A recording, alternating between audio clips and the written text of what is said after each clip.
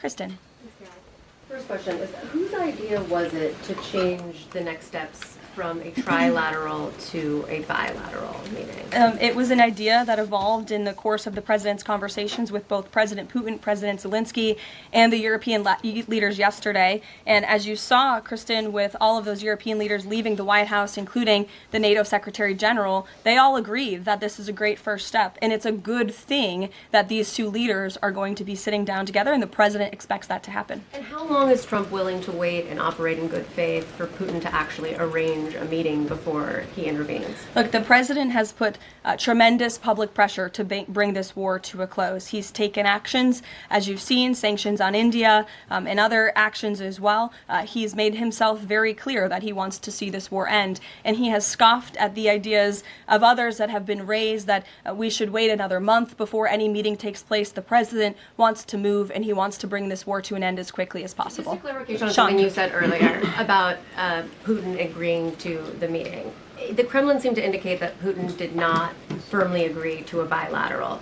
Did he agree to have a sit down with just Zelensky on the phone? I can assure you that the United States government and the Trump administration is working with both Russia and Ukraine to make that bilateral happen as we speak. Sean. Hey, if the point is to get everybody on the same page, why wouldn't Trump just take the call from Putin while the other leaders were in the room? He said it would be disrespectful to do that. But why is it disrespectful?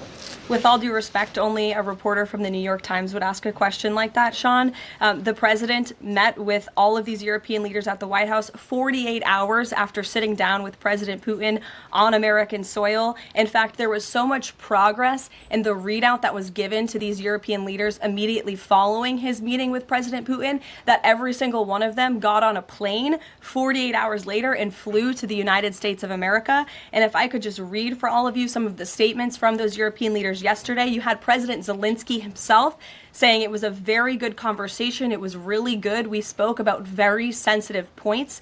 The Secretary General, Mark Rutte, it was the president, only because of the president, that this deadlock was broken, but with President Putin by starting a dialogue. So these leaders, who this war is in their backyard, are very grateful that the president took that call and that he was there to provide them with a readout of Russia's thinking on this, something that was not done by the previous administration at all. Catherine. Two questions, if that's okay.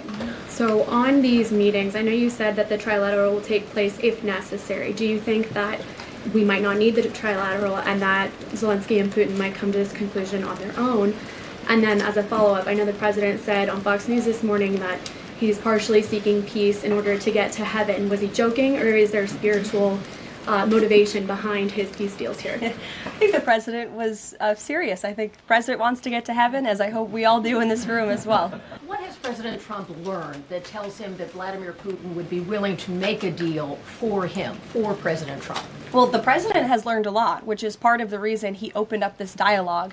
The previous administration, who oversaw the beginning of this war, refused to talk. And President Trump has always said, in order to learn, in order to move the ball forward with diplomacy and towards peace, you have to have open dialogue. And so that's why the president has had several conversations by phone and, of course, an in-person meeting last Friday with President Putin. He also has talked to President Zelensky dozens of times, had him here at the White House yesterday, and he's understanding what both sides want, what both sides are going to have to give up. And he has always said, in order to get a good deal, both sides are going to have to walk away a little bit unhappy. So he continues to learn a lot throughout these conversations, which is why we've seen progress from both sides. And I would also just add, when it comes to learning and moving the ball forward, look at how both Russia and Ukraine have actually talked directly for the first time in many years, thanks to the efforts of this president and this administration. Specifically for President Trump, though, what do you think Putin's motivation is to try to do something for President Trump, as opposed to just resolving the conflict? I think, as I just spoke to in my opening remarks, Kelly, Russia and all countries around this world actually respect the United States again. And the president is using the might of American strength to demand that respect from our allies, our friends, our adversaries all around the world. And we've seen that not just lead to progress with Russia and Ukraine, but also we've seen it in the closing of 7 global conflicts around the world as well.